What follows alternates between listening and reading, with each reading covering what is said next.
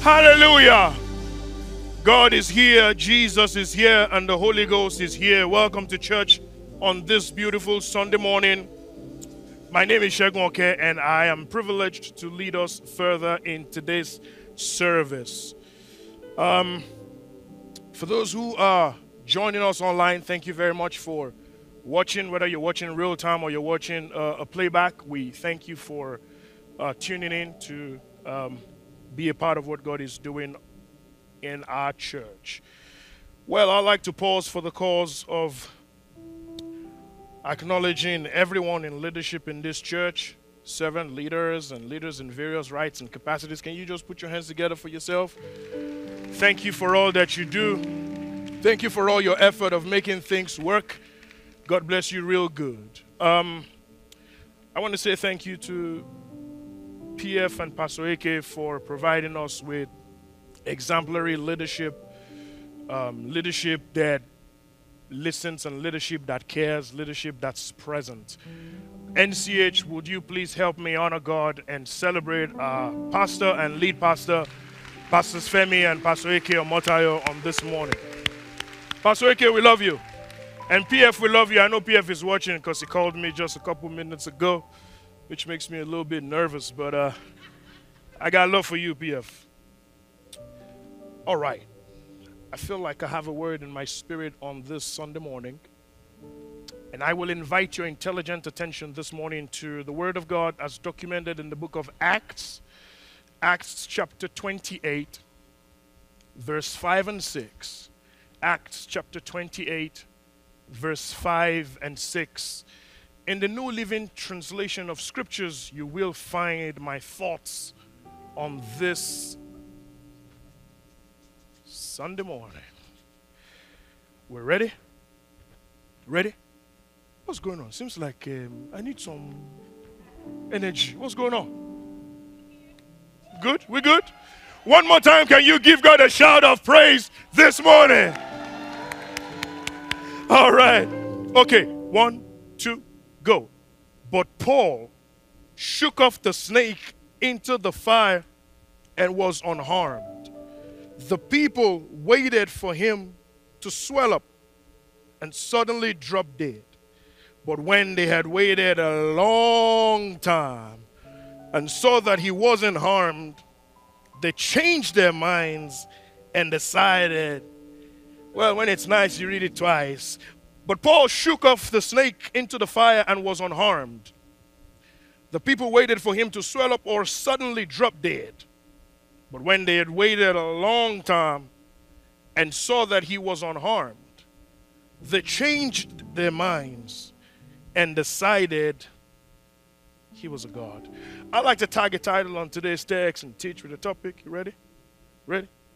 Help me high five your neighbor real quick and say, neighbor, oh neighbor, shake it off. I want you to look at another neighbor, the other one on the other side, and just high five the neighbor and say, neighbor, oh neighbor, shake it off. Can you throw your hands up to God and declare to yourself, shake it off? Jesus, this is your time. We ask that you send your word very loud and clear until demons tremble, till principalities and powers of the world know that there is a God in heaven, until the devil knows that whatever was hanging on to us, we're ready to shake it off. Thank you, Father. It's in Jesus' name we pray. My friends, may I just remind us that God is unstoppable. That whatever it is that God intends to do, God will do. That when God intends to do something, there is no person or power in heaven, on earth, or in hell that's strong enough to match up with him. Now, let me put it differently. I'll put it this way. That when God wants to do a thing, nobody can wrestle with him because he will accomplish that which he desires. Like the songwriter will say, no plan of man, no plan of hell, no scheme of man will be ever to match up with what God wants to do. Matter of fact, ancient prophet Isaiah puts it this way in Isaiah chapter 46, around about verse 11. He says it this way. He says, I have spoken, and I will bring it to pass. It says, I have a plan, and assuredly I will make it happen. Because whatever God intends, God will achieve. See, my friends, when God has his hands on your life, or when God has a plan for you, when God has an agenda for your life, my friends, there is no extent that God is not willing to go in order to ensure that his plans become reality in your life. When God has his hands on you, my friends, I can tell you without shaking my head that God will bring his agenda to fruition in your life. Let me put it in a very simple way. No shadow he won't light up. No mountain he won't climb up. There is nothing that God is not willing to shake in the heaven and on the earth. Matter of fact, if God needs to give people for your sake, God is willing to give up people for your sake in order to ensure that his plans are fulfilled in your life. And let me tell you something about the hand of God. This is one of my favorite stories in recent times. There is this man called Elijah, a prophet in the Bible, and there is another king, his name is Ahab. In 1 Kings chapter 18, around about verse 46, this is what you will find. So the back end of the story is Elijah says there's going to be abundance of rain, so King Ahab begin to run. And so Ahab gets on his chariot. So his chariots in those days were equivalent of your Bugatti or your Ferrari in today's day, because those things were fast, the fastest means of transport. But the Bible says in verse 46 in 1 Kings chapter 18 that the hand of God came upon Elijah, Pastor Somi. And when the hand of God came upon Elijah, Elijah outran the guy who was in Bugatti or the Ferrari. So ever since then, I've been saying to myself, there's a famous song I love. I can't really sing it. But it's in my native song. It says, we run faster than Ferraris. When the hand of God is upon you, it makes you run faster than Ferraris. I just prophesied to somebody here under the sound of my voice, or somebody who is watching. The hand of God is coming upon your life. He's going to put speed on your feet in the name of Jesus. Somebody shout speed. That's what God is about to give to you, baby, because whatever it is that has held you behind, God says, I should tell you, you will pursue, you will overtake, and you will recover. Somebody shout speed. The hand of God does not just give speed, the hand of God also works for people. Psalm 110, David tells us in verse 1, he says this, and the Lord said to my Lord, sit down at my right hand until I make your enemies your footstool. Let me tell you something. There are some people who've been opposing your life, who've constituted themselves as perpetual nuisance. But God sent me here to tell you that he's about to make them your footstool. That is what the hand of God indicates, and that's what the hand of God means. As we move on, I'm drawn to a scripture. It's in Jeremiah chapter 1 and verse 5. Jeremiah chapter 1 verse 5. If you can help us. It's in the Message translation, so you know I can't quote Message. I can quote King James. But look at what it says. Look at what it says. Look at what it says. Before I shaped you in the womb, I knew all about you. Before you saw the light of day, I had holy plans for you. A prophet to the nations. That's what I had in mind for you. So understand this. Understand this. God is speaking to Jeremiah. He says, Jerry, before I formed thee, I knew thee. But the phrase that really caught my attention there, God says, I had holy plans for your life. Can you put back the scripture so it doesn't look like I'm fabricating it? It says, I have holy plans for your life. And that part really got me.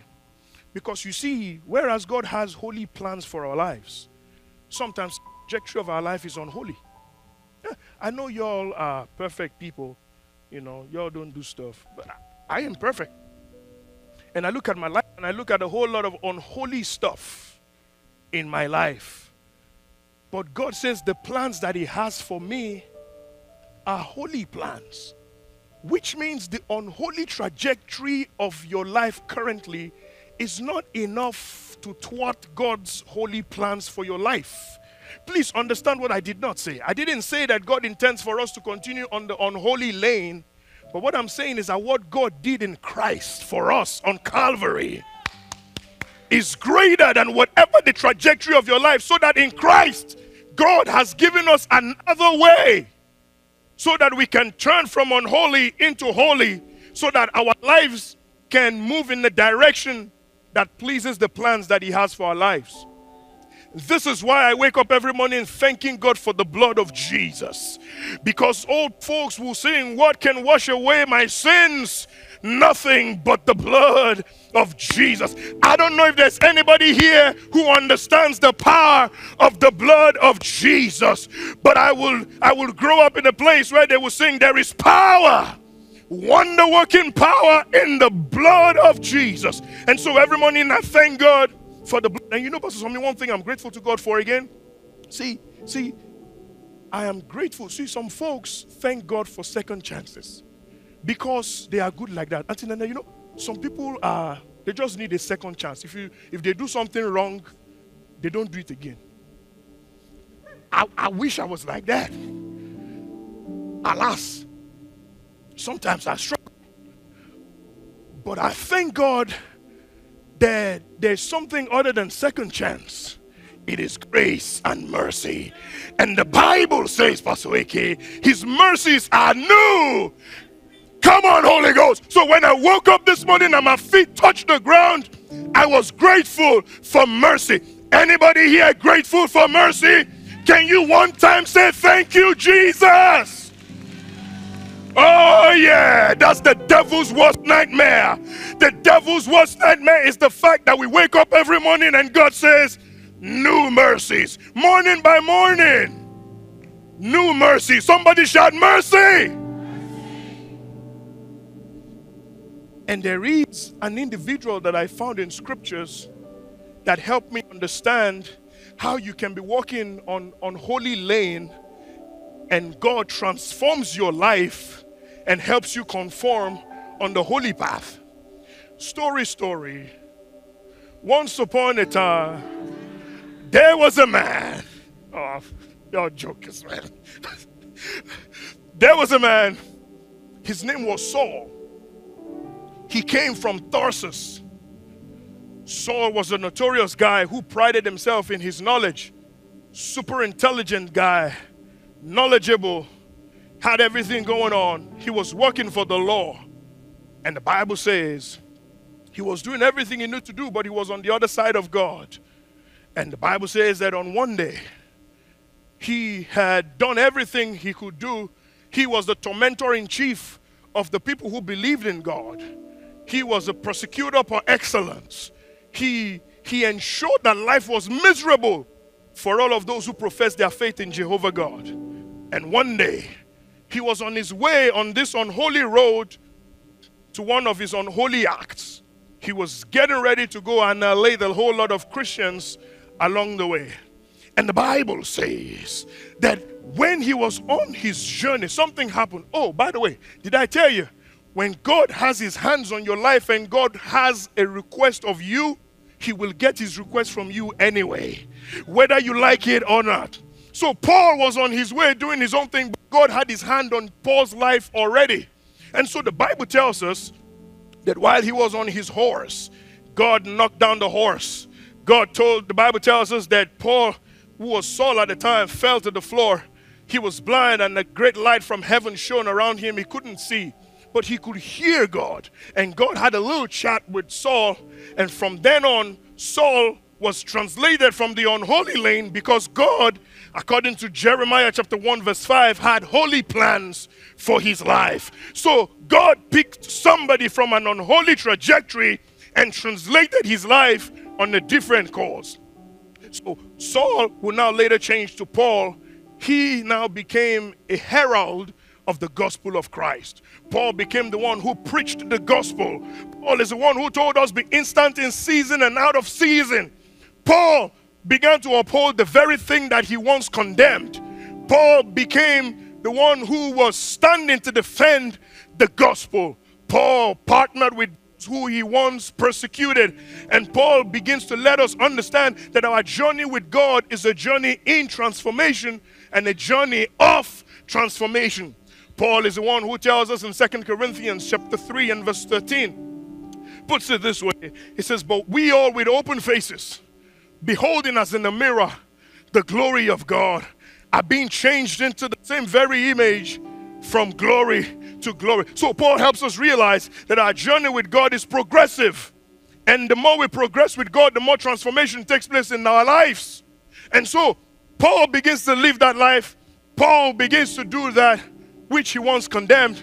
And Paul was happy to be in bounds. He was willing to be beaten in public. He was willing to be lacerated in public because he now believed in the gospel.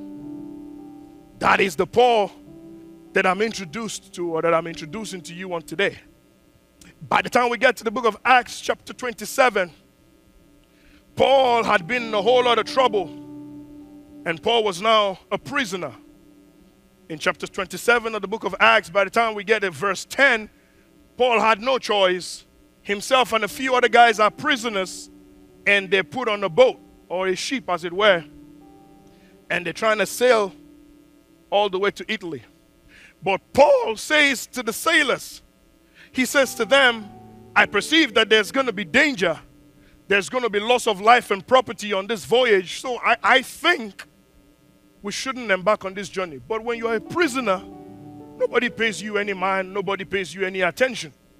Let alone those who consider themselves to be professionals. Let me digress and say this. Let me say, my friends, see, just because you are right does not mean that I'm wrong, Pastor Dame. It just means that you've not seen life from my position. I'll say it again. Just because you are right does not mean that I'm wrong. It just means that you've not seen life from my own position.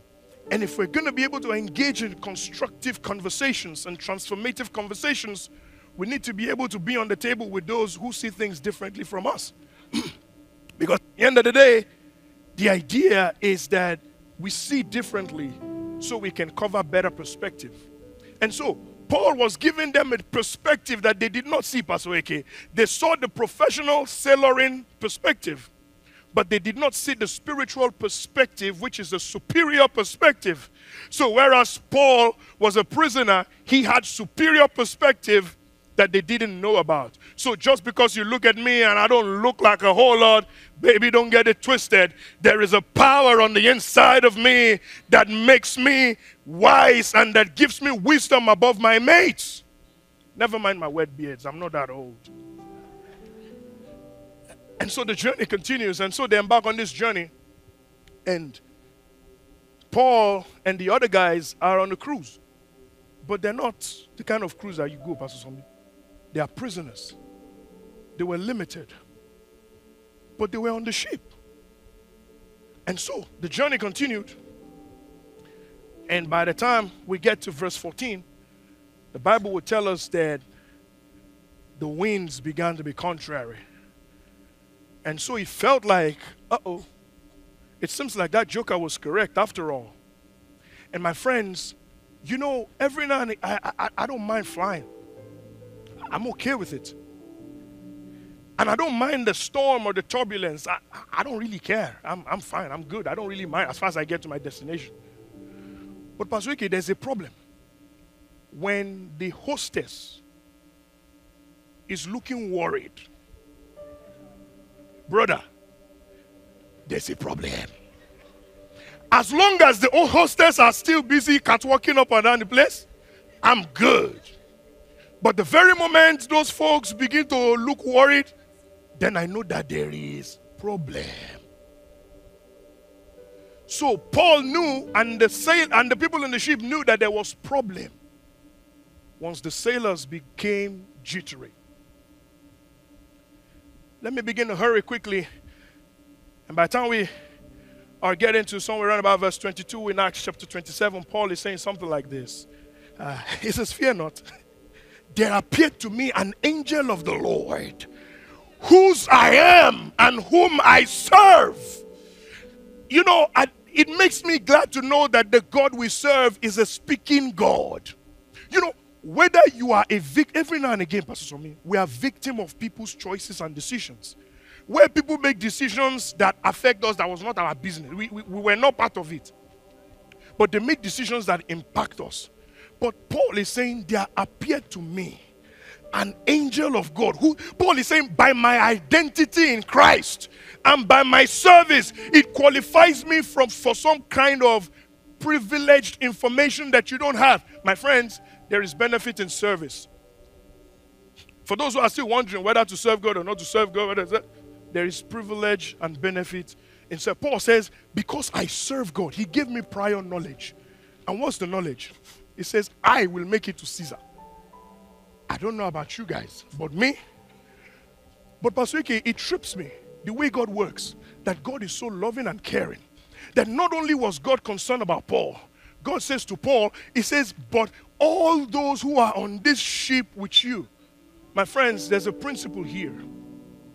The principle is connection matters. Who you rocking with, who you kicking it with, who you doing life with. My friends, you ought to pause every moment and thank God for the saved folks in your life. Can you just give God thanks for the saved folks in your life?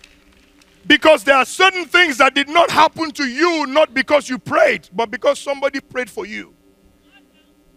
I have enough sense. Every morning I wake up. You know, I say it jokingly. I have a group of guys called Fantastic Four, right? I always say jokingly that even if God does not answer my own prayers, those boys, at least one of them, God will answer. And so God says to him, I'll save not just you, but everyone on the ship. But there's a problem, Pastor Vicky. There's a problem. The problem is in verse 26. The angel also said, but there will be a shipwreck. Now, I don't know which one I love most. Whether to tell me that I will make it or to tell me that there is shipwreck. And to make matters worse, he says there will be a shipwreck along the way. So he doesn't tell me where there will be the shipwreck. So he says on one island. So which means that as the voyage continues, every island we get to, I'm thinking, is it going to be this one? And I had a problem with that. Because God, why won't you tell me where it is? But you see, Pastor Ike, I realize the reason God will not tell us is because if God gives some of, like me, for example, I know not you, but me, if God were to tell me all the details,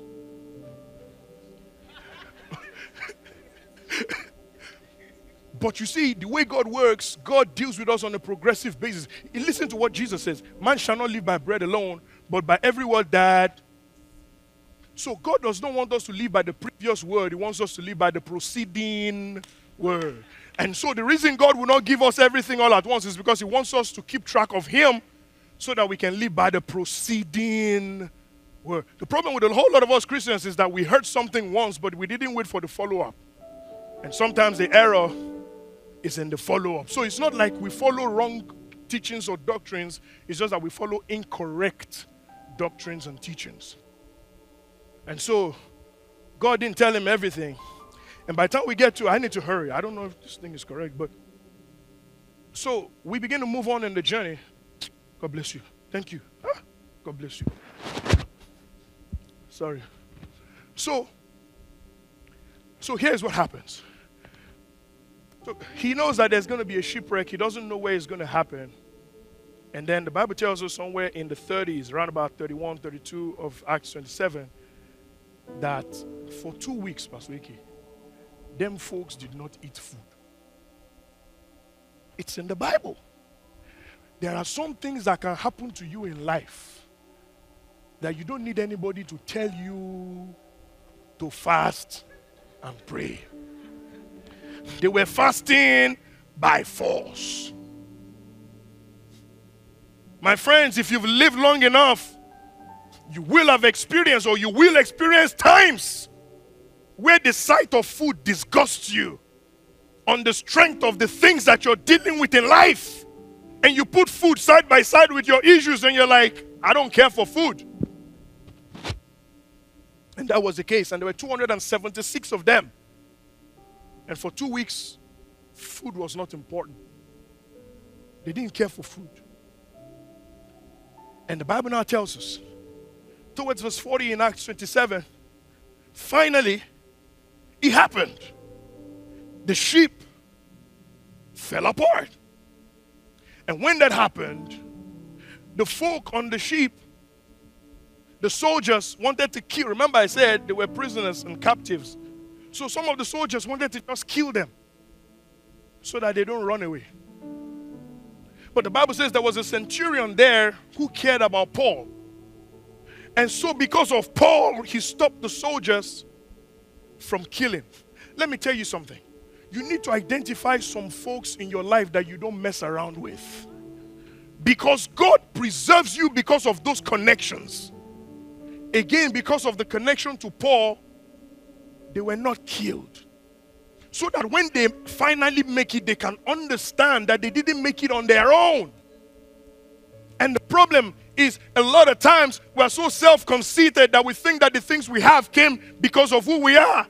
And we forget that sometimes it's because mama was praying for you. Somebody, God wants me to tell you, maybe you need to call your mom and just need to say, thank you, mama. Somebody, maybe you need to call your dad and say, thank you, daddy. Well, I know my dad may be watching. Dad, I love you. Because I realized that a lot of things happened in my life because my father and mother are praying for me. So the sheep fell apart. Wanted to kill the prisoners, but they left them. By the time we get to somewhere around about verse 43 in Acts chapter 27 and 44, the Bible says, the sailor says to them, Pastor Dami, he says, allow them who can swim to swim. Pastor Eki, again, that is problem. Because worms, you don't know how to swim. If you were in that situation, problem. And this is what I was thinking, Pastor Dami. What do you do when you're in a sticky situation and the skill required to survive that season, you don't have it? The ship is broken and here is deep water and you're thinking to yourself, how am I going to make it? And God says there are perhaps a few people watching or who are here who you feel like that in life. You can see the finish line, but there is a gulf and you don't know how you're going to make it. And God says, I should stop by and tell you. By the time we get to verse 44 in Acts chapter 27, I love it in King James Version. The Bible says, and the rest, some on boards, some on broken pieces of the ship. The Bible says that they all made it safe to land. I say that again. The rest of them, some on boards, some on broken pieces, but they all made it to the other side. Pastor Eki, when they made it to the other side, Uncle Gigi, when you look at them, those who swam, or what's the past tense of swim, whatever, and those who could not swim, you couldn't tell at face value. Because at the end of the day, they all... And God says, I should tell about 100 people. It doesn't matter if you're dealing with something broken. Maybe you're dealing with a broken heart, a broken marriage, your finances is broken, your job is broken, everything is broken. God says, hold on to the broken pieces. Because nothing you've been through will ever be wasted. Because the things you've been through was God's method of transporting you. See, the reason some of us are still sane in the membrane, it's not because we did anything different, but because God kept us through the things that could have broken us. Anybody here been through anything that should have broken you, but God kept your mind? Can you give God a shout of praise?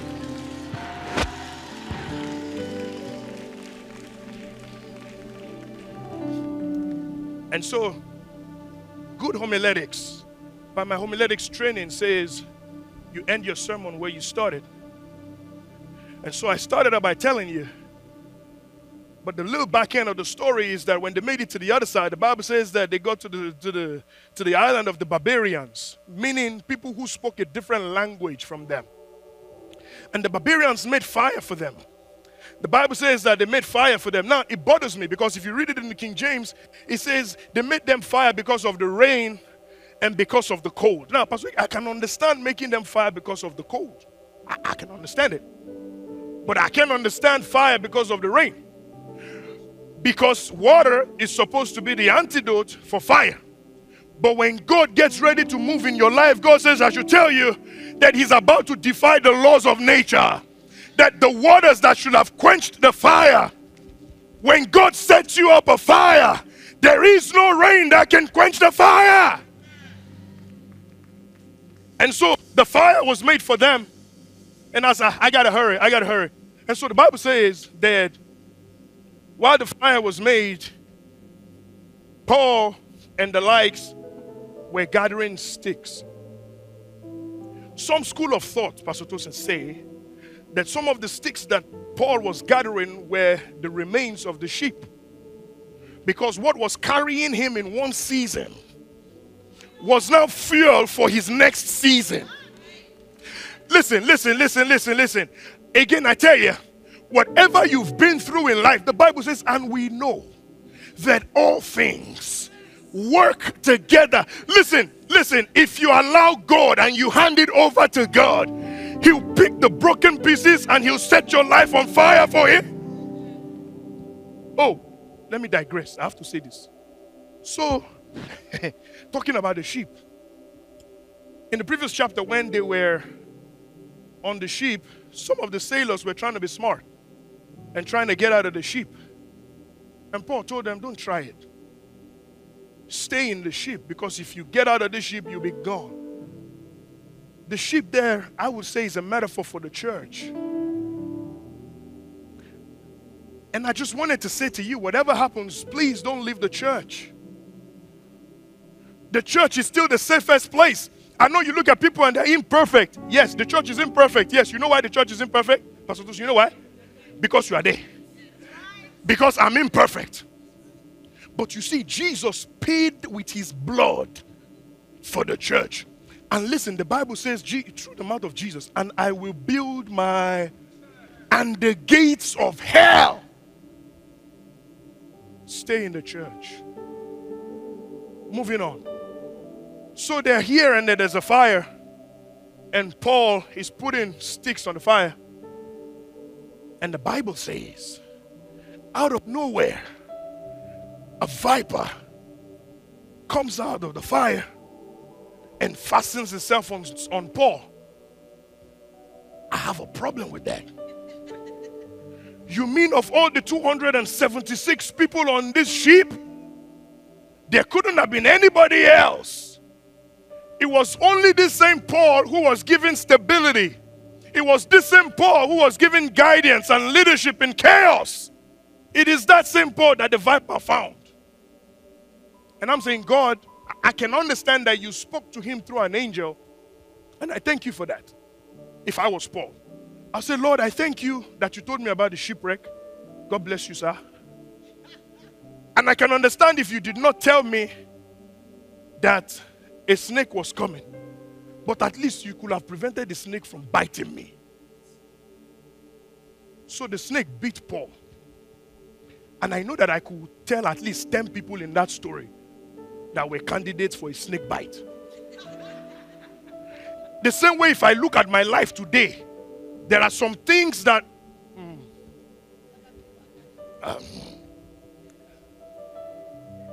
and the snake fastened itself on Paul. And everybody was looking at Paul. And you trust people. You trust human beings, especially our church folks. They were saying stuff like, that guy, we knew it. He's a murderer. Without any trial. Without any evidence. Folks have concluded that he was a murderer. Is that not similar to what happens to us today? Some folks look at you because you look good. They say, oh, that brother, that sister must be. Or that sister must be. Shut up! Rubbish. It's the blessings of God that make rich and add no sorrow. If you want your own, go and talk to God and pray to God. Let's stop all this nonsense. What's that? Somebody cannot enjoy life in peace? Moving on. I have vexed. I mean, what's all this? Be happy for what God is doing in other people's lives. Yes, I'll preach it. And so they're looking at Paul with a snake bite. And another school of thought says that the viper was actually among the sticks that Paul was gathering. But he didn't know it when he was carrying it. Sometimes in life, as long as you are carrying some folks or some people, you can't tell how venomous they are until you finally find the fire until the fires of life heat up. Then you know who was actually with you and who was not with you.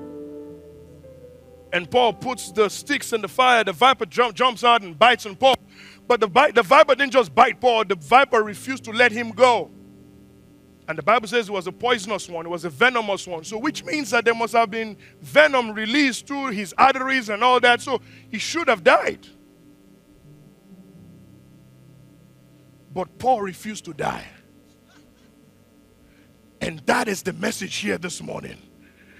That whatever the enemy has done against you, there is a reserve of power on the inside.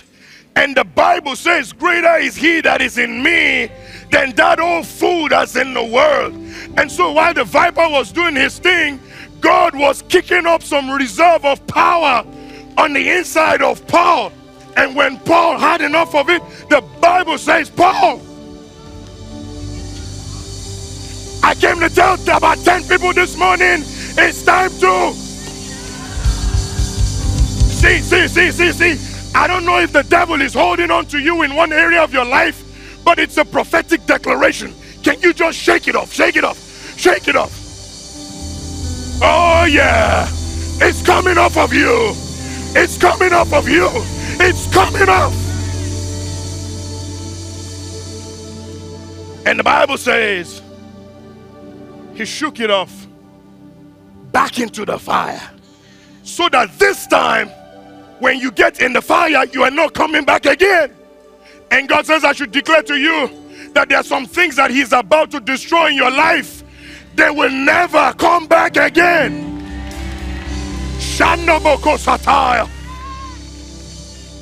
And so the Bible says in about verse 6, when Paul shook it off,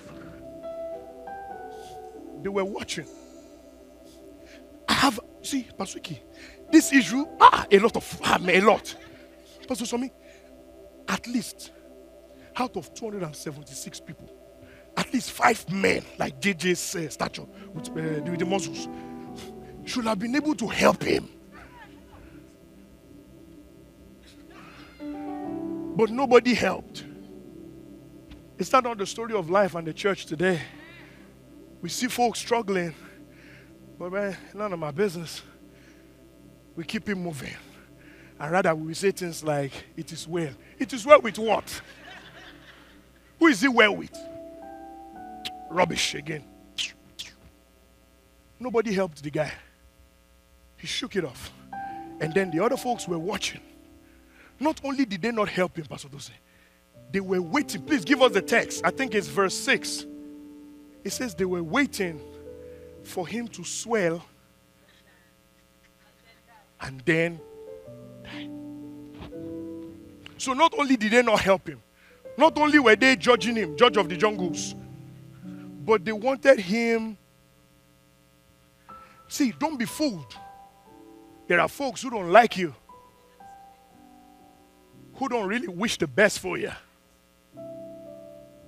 And that is why we must be mindful how we live. That's why you cannot be reckless with your prayer life.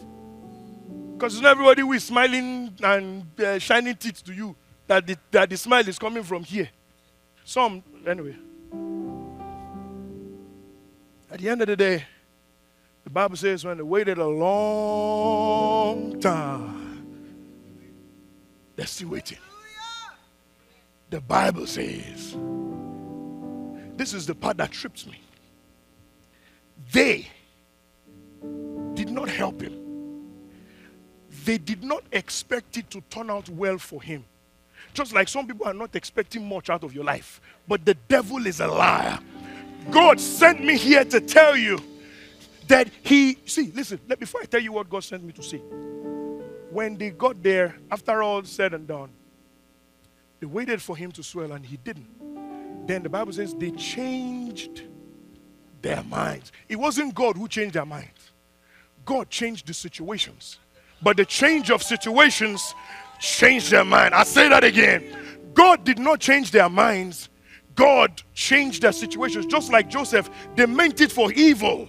But God turned it around for good. And I want to declare to about 100 people, God sent me to tell you that he's about to turn your situations around.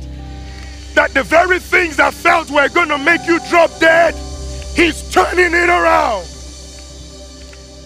And so they changed their minds. And towards the end of Acts chapter 28, this is what the Bible says. The same hands that the snake wanted to destroy. The Bible says there was the chief of the island whose father was sick. And Paul got by there. And when Paul got there, see, there is a power on the inside of every child of God. And the Bible says Paul laid hands. Listen, let me tell you. God says I should tell you we have entered into a season in the body of Christ where you don't need prophets or apostles only to lay hands. God says I should tell you from this day, wherever you go and there is any sick person, lay your hands. The power is not from you, the power is from God.